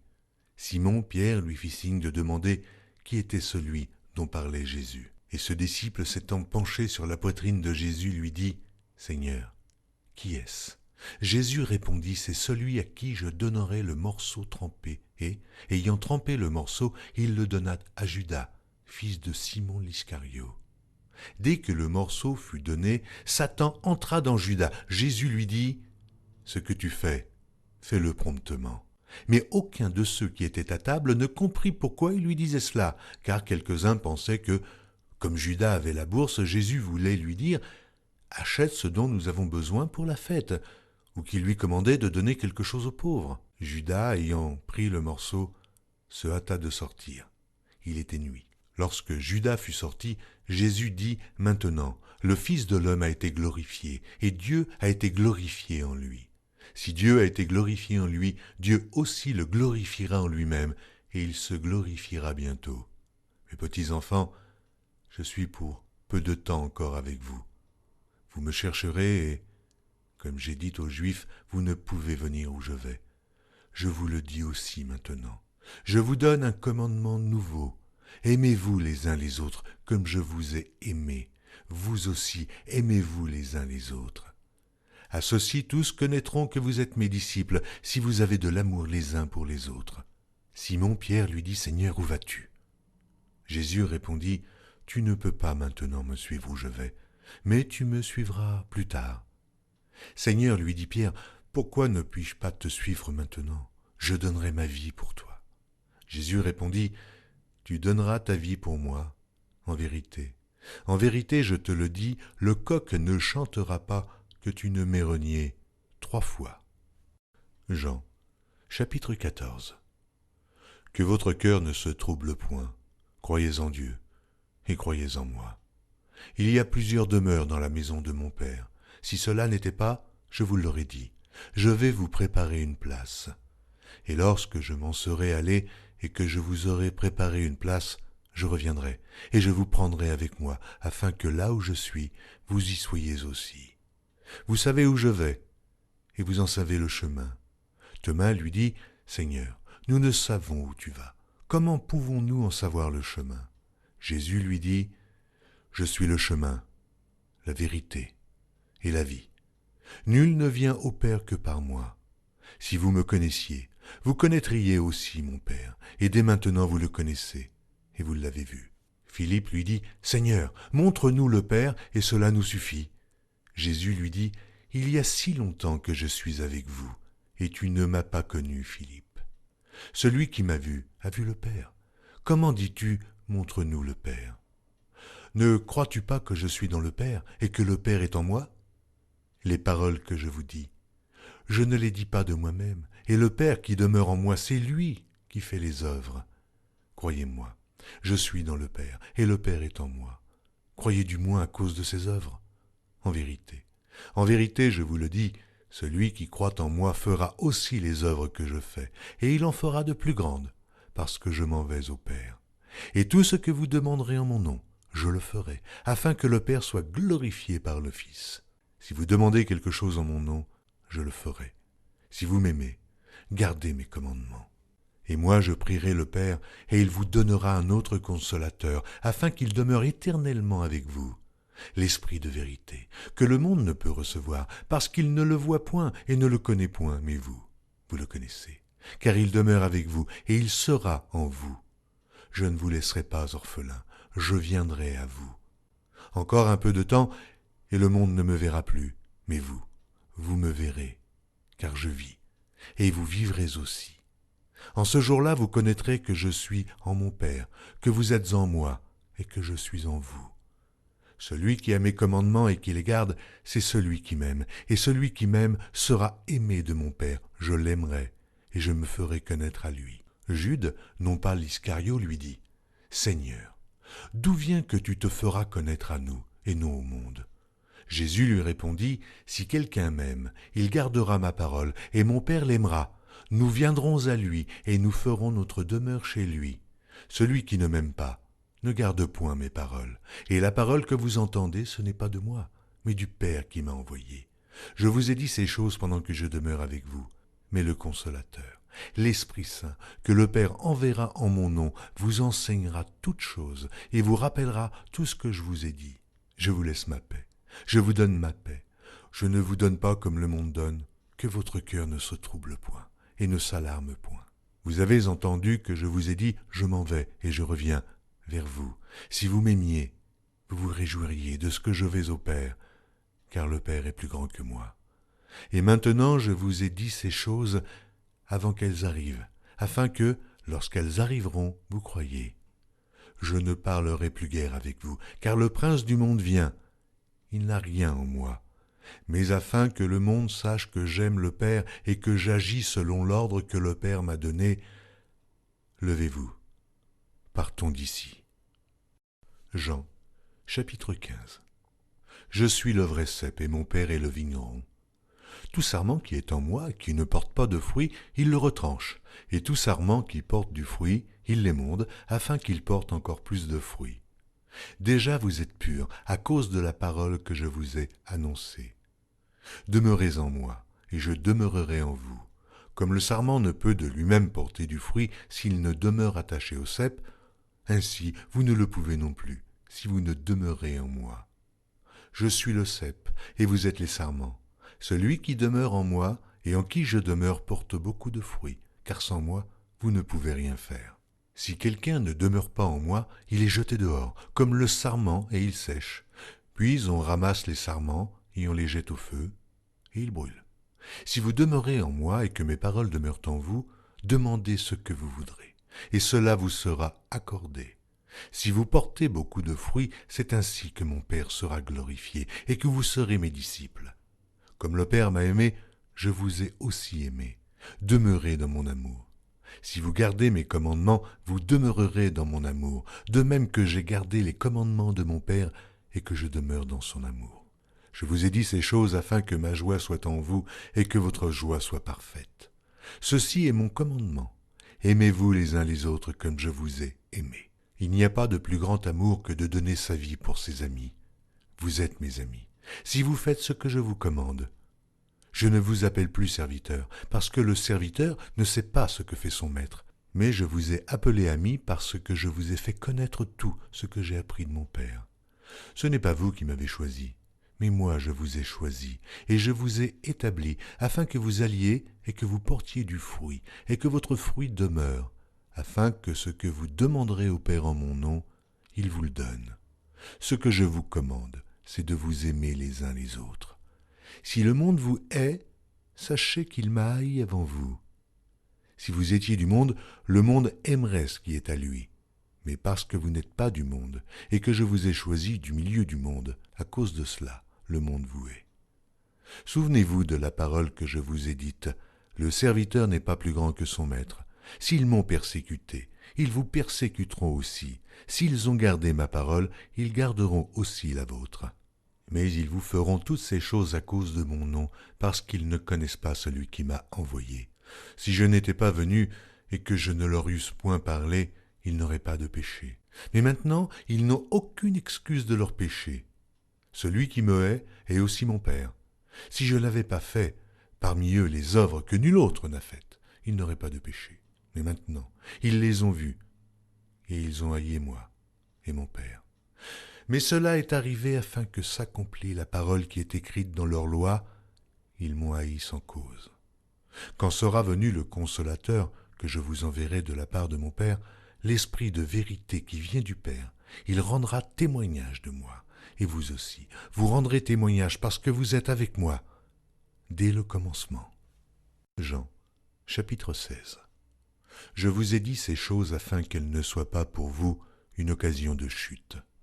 Ils vous excluront des synagogues, et même l'heure vient où quiconque vous fera mourir croira rendre un culte à Dieu. Et ils agiront ainsi parce qu'ils n'ont connu ni le Père, ni moi. Je vous ai dit ces choses afin que, lorsque l'heure sera venue, vous vous souveniez que je vous les ai dites. Je ne vous ai pas parlé dès le commencement, parce que j'étais avec vous. Maintenant je m'en vais vers celui qui m'a envoyé, et aucun de vous ne me demande « Où vas-tu » Mais parce que je vous ai dit ces choses, la tristesse a rempli votre cœur.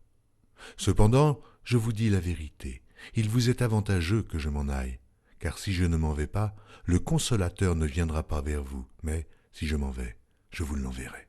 Et quand il sera venu, il convaincra le monde en ce qui concerne le péché, la justice et le jugement.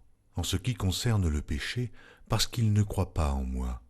La justice, parce que je vais au Père et que vous ne me verrez plus. Le jugement, parce que le prince de ce monde est jugé. Oh, j'ai encore beaucoup de choses à vous dire, mais vous ne pouvez les porter maintenant. Quand le Consolateur sera venu, l'Esprit de vérité, il vous conduira dans toute la vérité, car il ne parlera pas de lui-même, mais il dira tout ce qu'il aura entendu, et il vous annoncera les choses à venir. Il me glorifiera, parce qu'il prendra de ce qui est à moi, et vous l'annoncera. Tout ce que le Père est à moi, c'est pourquoi j'ai dit qu'il prend de ce qui est à moi, et qu'il vous l'annoncera. Encore un peu de temps, et vous ne me verrez plus. Et puis, encore un peu de temps, et vous me verrez, parce que je vais au Père. Là-dessus, quelques-uns de ses disciples dirent entre eux, « Que signifie ce qu'il nous dit ?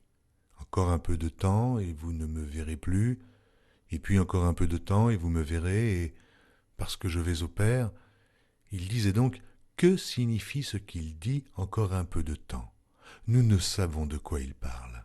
Jésus connut qu'ils voulaient l'interroger, leur dit, « Vous vous questionnez les uns les autres sur ce que j'ai dit. Encore un peu de temps, et vous ne me verrez plus, et puis encore un peu de temps, et vous me verrez. En vérité, je vous le dis, vous pleurerez, et vous vous lamenterez, et le monde se réjouira. Vous serez dans la tristesse, mais votre tristesse se changera en joie. La femme, lorsqu'elle enfante, éprouve de la tristesse, parce que son heure est venue.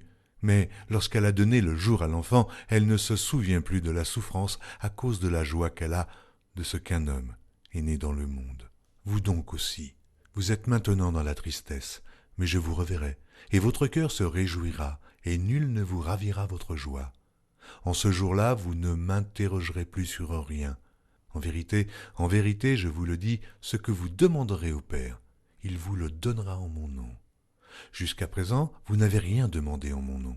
Demandez, et vous recevrez afin que votre joie soit parfaite. Je vous ai dit ces choses en parabole. L'heure vient où je ne vous parlerai plus en parabole, mais où je vous parlerai ouvertement du Père. En ce jour, vous demanderez en mon nom. Et je ne vous dis pas que je prierai le Père pour vous, car le Père lui-même vous aime, parce que vous m'avez aimé, et que vous avez cru que je suis sorti de Dieu. Je suis sorti du Père, et je suis venu dans le monde. Maintenant, je quitte le monde, et je vais au Père. Ses disciples lui dirent, « Voici, maintenant tu parles ouvertement, et tu n'emploies plus aucune parabole. Maintenant, nous savons que tu sais toutes choses, et que tu n'as pas besoin que personne t'interroge. C'est pourquoi nous croyons que tu es sorti de Dieu. » Jésus leur répondit, « Vous croyez maintenant. Voici l'heure vient, et elle est déjà venue, où vous serez dispersés chacun de son côté, et où vous me laisserez seul. Mais je ne suis pas seul, car le Père est avec moi. Je vous ai dit ces choses afin que vous ayez la paix en moi. Vous aurez des tribulations dans le monde, mais prenez courage, j'ai vaincu le monde. » Jean, chapitre 17. Après avoir ainsi parlé, Jésus leva les yeux au ciel et dit, « Père, l'heure est venue. Glorifie ton Fils afin que ton Fils te glorifie, selon que tu lui as donné pouvoir sur toute chair, afin qu'il accorde la vie éternelle à tous ceux que tu lui as donnés. Or, la vie éternelle, c'est qu'ils te connaissent, toi, le seul vrai Dieu, et celui que tu as envoyé, Jésus-Christ. Je t'ai glorifié sur la terre, j'ai achevé l'œuvre que tu m'as donnée à faire.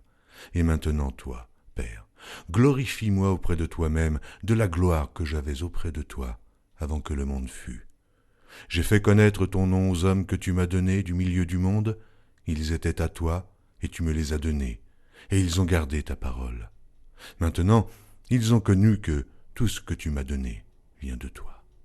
Car je leur ai donné les paroles que tu m'as données, et ils les ont reçues. Et ils ont vraiment connu que je suis sorti de toi, et ils ont cru que tu m'as envoyé. C'est pour eux que je te prie. Je ne prie pas pour le monde, mais pour ceux que tu m'as donnés, parce qu'ils sont à toi. Et tout ce qui est à toi est à moi, et tout ce qui est à moi est à toi. Et je suis glorifié en eux. Je ne suis plus dans le monde, et ils sont dans le monde, et je vais à toi, Père Saint. Garde en ton nom ceux que tu m'as donnés, afin qu'ils soient un, comme nous. Lorsque j'étais avec eux dans le monde, je les gardais en ton nom.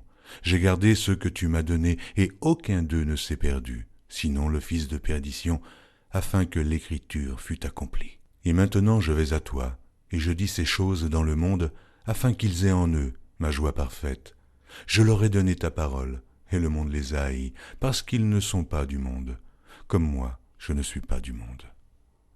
Je ne te prie pas de les ôter du monde, mais de les préserver du mal. Comme tu m'as envoyé dans le monde, je les ai aussi envoyés dans le monde, et je me sanctifie moi-même pour eux, afin qu'eux aussi soient sanctifiés par la vérité. Ce n'est pas pour eux seulement que je prie, mais encore pour ceux qui croiront en moi par leur parole, afin que tous soient un, comme toi, Père. Tu es en moi, et comme je suis en toi, afin qu'eux aussi soient en nous, pour que le monde croie que tu m'as envoyé. Je leur ai donné la gloire que tu m'as donnée, afin qu'ils soient un, comme nous sommes un. Moi en eux, et toi en moi, afin qu'ils soient parfaitement un, et que le monde connaisse que tu m'as envoyé, et que tu les as aimés, comme tu m'as aimé. Père, je veux que là où je suis, ceux que tu m'as donnés soient aussi avec moi, afin qu'ils voient ma gloire, la gloire que tu m'as donnée, parce que tu m'as aimé avant la fondation du monde. Père juste, le monde ne t'a point connu, mais moi, je t'ai connu. Et ceux-ci ont connu que tu m'as envoyé. Je leur ai fait connaître ton nom, et je leur ferai connaître, afin que l'amour dont tu m'as aimé soit en eux, et que je sois en eux. Chapitre 18. Lorsqu'il eut dit ces choses, Jésus alla avec ses disciples de l'autre côté du torrent du Cédron, où se trouvait un jardin, dans lequel il entra, lui et ses disciples. Judas, qui le livrait, connaissait ce lieu, parce que Jésus et ses disciples s'y étaient souvent réunis. Judas, donc, ayant pris la cohorte et des huissiers qu'envoyèrent les principaux sacrificateurs et les pharisiens, vint là, avec des lanternes, des flambeaux et des armes. Jésus, sachant tout ce qui devait lui arriver, s'avança et leur dit « Qui cherchez-vous » Ils lui répondirent « Jésus de Nazareth ». Jésus leur dit « C'est moi ». Et Judas qui le livrait était avec eux. Lorsque Jésus leur eut dit « C'est moi », ils reculèrent et tombèrent par terre. Il leur demanda de nouveau « Qui cherchez-vous » Et ils dirent « Jésus de Nazareth ». Jésus répondit « Je vous ai dit que c'est moi. Si donc c'est moi que vous cherchez, laissez aller ceci. » Il dit cela afin que s'accomplît la parole qu'il avait dite « Je n'ai perdu aucun de ceux que tu m'as donnés. » Simon Pierre, qui avait une épée, la tira, frappa le serviteur du souverain sacrificateur et lui coupa l'oreille droite. Ce serviteur s'appelait Malchus. Jésus dit à Pierre, « Remets ton épée dans le fourreau. Ne boirai-je pas la coupe que le Père m'a donnée à boire ?» La cohorte, le tribun et les huissiers des Juifs se saisirent alors de Jésus et le lièrent. Ils l'emmenèrent d'abord chez Anne, car il était le beau-père de Caïphe, qui était souverain sacrificateur cette année-là. Et Caïphe était celui qui avait donné ce conseil aux Juifs, « Il est avantageux qu'un seul homme meure pour le peuple. » Simon Pierre, avec un autre disciple, suivait Jésus. Ce disciple était connu du souverain sacrificateur, et il entra avec Jésus dans la cour du souverain sacrificateur. Mais Pierre resta dehors, près de la porte. L'autre disciple, qui était connu du souverain sacrificateur, sortit, parla à la portière et fit entrer Pierre. Alors la servante, la portière, dit à Pierre, « Toi aussi, n'es-tu pas des disciples de cet homme ?» Il dit, « Je n'en suis point. » Les serviteurs et les huissiers qui étaient là avaient allumé un brasier, car il faisait froid, et ils se chauffaient. Pierre se tenait avec eux et se chauffait. Le souverain sacrificateur interrogea Jésus sur ses disciples et sur sa doctrine. Jésus lui répondit, « J'ai parlé ouvertement au monde, j'ai toujours enseigné dans la synagogue et dans le temple, où tous les Juifs s'assemblent, et je n'ai rien dit en secret. Pourquoi m'interroges-tu ? Interroge ceux qui m'ont entendu. Voici, ceux-là savent ce que je dis. » À ces mots, un des huissiers qui se trouvait là donna un soufflet à Jésus en disant « Est-ce ainsi que tu réponds au souverain sacrificateur ?» Jésus lui dit « Si j'ai mal parlé, fais voir ce que j'ai dit de mal. Et si j'ai bien parlé, pourquoi me frappes-tu » Anne l'envoya lié à Caïphe, le souverain sacrificateur. Simon-Pierre était là et se chauffait. On lui dit « Toi aussi, n'es-tu pas de ses disciples ?» Il le nia et dit « Je n'en suis point. » Un des serviteurs du souverain sacrificateur, parent de celui à qui Pierre avait coupé l'oreille, dit « Ne t'ai-je pas vu avec lui dans le jardin ?» Pierre le nia de nouveau, et aussitôt le coq chanta. Ils conduisirent Jésus de chez Caïphe au prétoire, c'était le matin. Ils n'entrèrent point eux-mêmes dans le prétoire, afin de ne pas se souiller et de pouvoir manger la Pâque. Pilate sortit donc pour aller à eux, et il dit « Quelle accusation portez-vous contre cet homme ?» Ils lui répondirent « Si ce n'était pas un malfaiteur, nous ne te l'aurions pas livré. » Sur quoi Pilate leur dit « Prenez-le vous-même, et jugez-le selon votre loi. » Les Juifs lui dirent « Il ne nous est pas permis de mettre personne à mort. » C'était afin que s'accomplît la parole que Jésus avait dite lorsqu'il indiqua de quelle mort il devait mourir. Pilate entra dans le prétoire, appela Jésus et lui dit « Es-tu le roi des Juifs ?» Jésus répondit « Est-ce de toi-même que tu dis cela, ou d'autres te l'ont-ils dit de moi ?» Pilate répondit « Moi, suis-je juif ? Ta nation et les principaux sacrificateurs t'ont livré à moi. Qu'as-tu fait ? » « Mon royaume n'est pas de ce monde, répondit Jésus. Si mon royaume était de ce monde, mes serviteurs auraient combattu pour moi, afin que je ne fusse pas livré aux Juifs. Mais maintenant, mon royaume n'est point d'ici-bas. Pilate lui dit, « Tu es donc roi ?» Jésus répondit, « Tu le dis. Je suis roi. Je suis né, je suis venu dans le monde pour rendre témoignage à la vérité. Quiconque est de la vérité, écoute ma voix. » Pilate lui dit, « Mais qu'est-ce que la vérité ?» Après avoir dit cela, il sortit de nouveau pour aller vers les Juifs, et il leur dit, « Je ne trouve aucun crime en lui. Mais, comme c'est parmi vous une coutume que je vous relâche quelqu'un à la fête de Pâques, voulez-vous que je vous relâche le roi des Juifs ?» Alors, de nouveau, tous s'écrièrent, « Non, pas lui, mais Barabbas. » Or, Barabbas était un brigand. Jean, chapitre 19. Alors Pilate prit Jésus et le fit battre de verges. Les soldats tressèrent une couronne d'épines qu'ils posèrent sur sa tête, et ils le revêtirent d'un manteau de pourpre. Puis, s'approchant de lui, ils disaient « Salut, roi des Juifs !» et ils lui donnaient des soufflets. Pilate sortit de nouveau et dit aux Juifs « Voici, je vous l'amène dehors, afin que vous sachiez que je ne trouve en lui aucun crime. » Jésus sortit donc, portant la couronne d'épines et le manteau de pourpre, et Pilate leur dit « Voici l'homme. » Lorsque les principaux sacrificateurs et les huissiers le virent, ils s'écrièrent « Crucifie, crucifie !» Pilate leur dit « Prenez-le vous-même et crucifiez-le, car moi, je ne trouve point de crime en lui. » Les Juifs lui répondirent « Nous avons une loi, et selon notre loi, il doit mourir, parce qu'il s'est fait fils de Dieu. » Quand Pilate entendit ces paroles, sa frayeur augmenta. Il entra dans le prétoire et il dit à Jésus, « D'où es-tu » Mais Jésus ne lui donna point de réponse. Pilate lui dit, « Est-ce à moi que tu ne parles pas ? Ne sais-tu pas que j'ai le pouvoir de te crucifier et que j'ai le pouvoir de te relâcher ?» Jésus répondit, « Tu n'aurais sur moi aucun pouvoir, s'il ne t'avait été donné d'en haut. C'est pourquoi celui qui me livre à toi commet un plus grand péché. » Dès ce moment, Pilate cherchait à le relâcher, mais les Juifs criaient « Si tu le relâches, tu n'es pas un ami de César. Quiconque se fait roi se déclare contre César. » Pilate, ayant entendu ces paroles, amena Jésus dehors, et il s'assit sur le tribunal au lieu appelé le pavé, et en hébreu Gabbatha. C'était la préparation de la Pâque et environ la 6e heure. Pilate dit aux Juifs, « voici votre roi. » Mais ils s'écrièrent, « Ôte, ôte, crucifie-le » Pilate leur dit, « Crucifierai-je votre roi ?» Les principaux sacrificateurs répondirent, « Nous n'avons de roi que César. » Alors il le leur livra pour être crucifié. Ils prirent donc Jésus et l'emmenèrent. Jésus, portant sa croix, arriva au lieu du crâne qui se nomme en hébreu Golgotha. C'est là qu'il fut crucifié, et 2 autres avec lui, un de chaque côté, et Jésus au milieu. Pilate fit une inscription qu'il plaça sur la croix et qui était ainsi conçue: « Jésus de Nazareth, roi des Juifs. » Beaucoup de Juifs lurent cette inscription parce que le lieu où Jésus fut crucifié était près de la ville.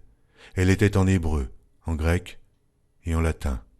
Les principaux sacrificateurs des Juifs dirent à Pilate, « N'écris pas roi des Juifs, mais écris qu'il a dit, je suis roi des Juifs. » Pilate répondit, « Ce que j'ai écrit, je l'ai écrit. » Les soldats, après avoir crucifié Jésus, prirent ses vêtements et ils en firent 4 parts, une part pour chaque soldat. Ils prirent aussi sa tunique qui était sans couture, d'un seul tissu, depuis le haut jusqu'en bas, et ils dirent entre eux, « Ne la déchirons pas, mais tirons au sort à qui elle sera. » Cela arriva afin que s'accomplisse cette parole de l'Écriture. Ils se sont partagés mes vêtements, et ils ont tiré au sort ma tunique. Voilà ce que firent les soldats.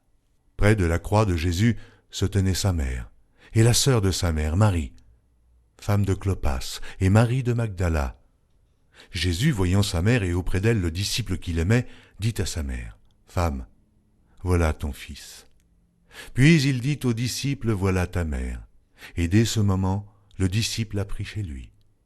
Après cela, Jésus, qui savait que tout était déjà consommé, dit, afin que l'écriture fût accomplie, « J'ai soif. » Il y avait là un vase plein de vinaigre. Les soldats en remplirent une éponge et, l'ayant fixée à une branche d'hysope, ils l'approchèrent de sa bouche. Quand Jésus eut pris le vinaigre, il dit, « Tout est accompli. » Et baissant la tête, il rendit l'esprit. Dans la crainte que les corps ne restassent sur la croix pendant le Shabbat, car c'était la préparation et ce jour de Shabbat était un grand jour, les Juifs demandèrent à Pilate qu'on rompît les jambes au crucifié et qu'on les enlevât. Les soldats vinrent donc et ils rompirent les jambes au premier, puis à l'autre qui avait été crucifié avec lui. S'étant approchés de Jésus et le voyant déjà mort, ils ne lui rompirent pas les jambes. Mais un des soldats lui perça le côté avec une lance, et aussitôt il sortit du sang et de l'eau. Celui qui l'a vu en a rendu témoignage, et son témoignage est vrai, et il sait qu'il dit vrai, afin que vous croyiez aussi. Ces choses sont arrivées afin que l'Écriture fût accomplie. Aucun de ces os ne sera brisé. Et ailleurs l'Écriture dit encore, ils verront celui qu'ils ont percé. Après cela, Joseph d'Arimathée, qui était disciple de Jésus, mais en secret, par crainte des Juifs, demanda à Pilate la permission de prendre le corps de Jésus, et Pilate le permit. Il vint donc et prit le corps de Jésus. Nicodème, qui auparavant était allé de nuit vers Jésus, vint aussi, apportant un mélange d'environ 100 livres de myrrhe et d'aloès. Il prit donc le corps de Jésus, elles l'enveloppèrent de bandes avec les aromates, comme c'est la coutume d'ensevelir chez les Juifs. Or, il y avait un jardin dans le lieu où Jésus avait été crucifié, et dans le jardin, un sépulcre neuf, où personne encore n'avait été mis. Ce fut là qu'ils déposèrent Jésus à cause de la préparation des Juifs, parce que le sépulcre était proche. Jean, chapitre 20. Le premier jour de la semaine, Marie de Magdala se rendit au sépulcre dès le matin, comme il faisait encore obscur, et elle vit que la pierre était ôtée du sépulcre. Elle courut vers Simon-Pierre et vers l'autre disciple que Jésus aimait et leur dit, « Ils ont enlevé du sépulcre le Seigneur, et nous ne savons où ils l'ont mis. » Pierre et l'autre disciple sortirent et allèrent au sépulcre. Ils couraient tous deux ensemble, mais l'autre disciple courut plus vite que Pierre et arriva le premier au sépulcre. S'étant baissé, il vit les bandes qui étaient à terre. Cependant, il n'entra pas. Simon, Pierre, qui le suivait, arriva et entra dans le sépulcre. Il vit les bandes qui étaient à terre, et le linge qu'on avait mis sur la tête de Jésus, non pas avec les bandes, mais pliés, dans un lieu à part. Alors l'autre disciple, qui était arrivé le premier au sépulcre, entra aussi, et il vit, et il crut, car il ne comprenait pas encore que, selon l'Écriture, Jésus devait ressusciter des morts, et les disciples s'en retournèrent chez eux. Cependant, Marie se tenait dehors près du sépulcre et pleurait. Comme elle pleurait, elle se baissa pour regarder dans le sépulcre, et elle vit 2 anges vêtus de blanc, assis à la place où avait été couché le corps de Jésus, l'un à la tête, l'autre aux pieds. Ils lui dirent, « Femme, pourquoi pleures-tu » Elle leur répondit, « Parce qu'ils ont enlevé mon Seigneur, et je ne sais où ils l'ont mis. » En disant cela, elle se retourna, et elle vit Jésus debout. Mais elle ne savait pas que c'était Jésus. Jésus lui dit, « Femme, pourquoi pleures-tu ? Qui cherches-tu » Elle, pensant que c'était le jardinier, lui dit, « Seigneur, si c'est toi qui l'as emporté, dis-moi où tu l'as mis, et je le prendrai. » Jésus lui dit, « Marie. » Elle se retourna et lui dit en hébreu, « Rabouni », c'est-à-dire « Maître ». Jésus lui dit, « Ne me touche pas, car je ne suis pas encore monté vers mon Père, mais va trouver mes frères, et dis-leur que je monte vers mon Père et votre Père, vers mon Dieu et votre Dieu. » Marie de Magdala alla annoncer aux disciples qu'elle avait vu le Seigneur et qu'il lui avait dit ces choses. Le soir de ce jour, qui était le premier de la semaine, les portes du lieu où se trouvaient les disciples, étant fermées à cause de la crainte qu'ils avaient des Juifs, Jésus vint, se présenta au milieu d'eux et leur dit, « La paix soit avec vous. » Quand il eut dit cela, il leur montra ses mains et son côté. Les disciples furent dans la joie en voyant le Seigneur. Jésus leur dit de nouveau, « La paix soit avec vous. Comme le Père m'a envoyé, moi aussi je vous envoie. » Après ces paroles, il souffla sur eux et leur dit, « Recevez le Saint-Esprit. Ceux à qui vous pardonnerez les péchés, ils leur seront pardonnés, et ceux à qui vous les retiendrez, ils leur seront retenus. » Thomas, appelé Didyme, l'un des 12, n'était pas avec eux lorsque Jésus vint. Les autres disciples lui dirent donc, « Nous avons vu le Seigneur. » Mais il leur dit, « Si je ne vois dans ses mains la marque des clous, et si je ne mets mon doigt dans la marque des clous, et si je ne mets ma main dans son côté, je ne croirai point. » 8 jours après, les disciples de Jésus étaient de nouveau dans la maison, et Thomas se trouvait avec eux. Jésus vint. Les portes étant fermées, se présenta au milieu d'eux et dit, « La paix soit avec vous. » Puis il dit à Thomas, « Avance ici ton doigt, et regarde mes mains. Avance aussi ta main, et mets-la dans mon côté, et ne sois pas incrédule, mais crois. » Thomas lui répondit, « Mon Seigneur et mon Dieu. » Jésus lui dit, « Parce que tu m'as vu, tu as cru. Heureux ceux qui n'ont pas vu et qui ont cru. » Jésus a fait encore en présence de ses disciples beaucoup d'autres miracles qui ne sont pas écrits dans ce livre. Mais ces choses ont été écrites afin que vous croyiez que Jésus est le Christ, le Fils de Dieu, et qu'en croyant, vous ayez la vie en son nom. Jean, chapitre 21. Après cela, Jésus se montra encore aux disciples sur les bords de la mer de Tibériade, et voici de quelle manière il se montra. Simon-Pierre, Thomas appelé Didyme, Nathanaël de Cana en Galilée, les fils de Zébédée et 2 autres disciples de Jésus étaient ensemble. Simon-Pierre leur dit, « Je vais pêcher. » Ils lui dirent, « Nous allons aussi avec toi. » Ils sortirent et montèrent dans une barque, et cette nuit-là, ils ne prirent rien. Le matin étant venu, Jésus se trouva sur le rivage, mais les disciples ne savaient pas que c'était Jésus.